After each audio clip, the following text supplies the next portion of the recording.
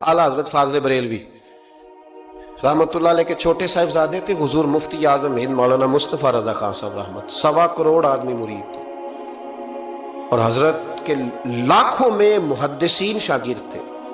लेकिन तनकीद करने वालों को मौका मिल जाता है ना। हजरत बड़ी दूर गए थे एक जगह पे, बड़ी दूर।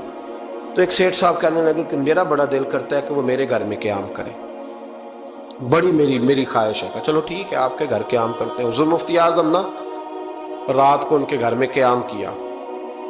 अब मुसाफिर के लिए अल्लाह ताला ने नमाज आदि कर दी है। 4 फर्जों वाली नमाज है तो रब करीम ने 2 फर्ज कर दिए। सुन्नत और नफलों में इजाजत दे दी, पढ़े कोई तब भी ठीक है, न पढ़े तब भी ठीक है। तो अब फर्ज जहां कम कर दिए गए तो हुजूर मुफ्ती आजम उस घर में मेहमान थे, सारा दिन की थकावट थी। तो जहां अल्लाह ताला ने फर्ज कम कर दिए वहां किसी पर पाबंदी लगाएं कि उठ के तहज्जुद भी पढ़े। आपने इशा की नमाज पढ़ी, आराम फरमाया, फजर के वक़्त उठे। उस शख्स ने बड़ी मुश्किल से ना फजर के बाद नाश्ता दिया और सवेरे शोर करने लगा, इतने बड़े पीर हैं, तहज्जुद तो पढ़ी कोई नहीं। लोगों ने उसको कहा, यार तू उस बात की पाबंदी लगा रहा है जिसकी अल्लाह रसूल नहीं लगाते।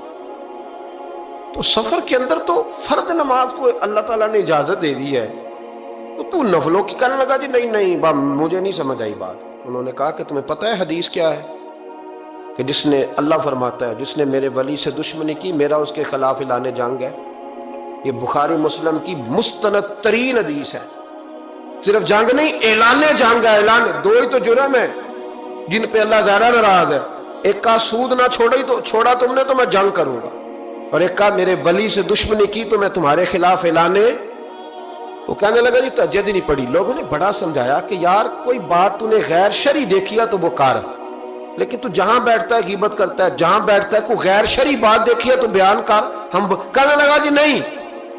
इतना चूंकि बड़ा सेठ था, जब उसे इतनी ज्यादा बात की तो हुजूर मुफ्ती आजम हिंद को तकलीफ हुई। जाग रहे हैं आप लोग? आप रो पड़े, फरमाने लगे उसे ऐसा नहीं करना चाहिए था। मेरी कोई गलत बात देखता तो तबसरा करता। आपकी आंखों में आंसू क्या आए, उसके घर में तो आग लग गई। कहता है सिर्फ वजूद के कपड़े बचे, बाकी हर शय जल गई। और फिर मैं 2 साल मेहनत करता रहा कि दोबारा मेरा घर, मेरा कारोबार मजबूत हो जाए, ना हो सका।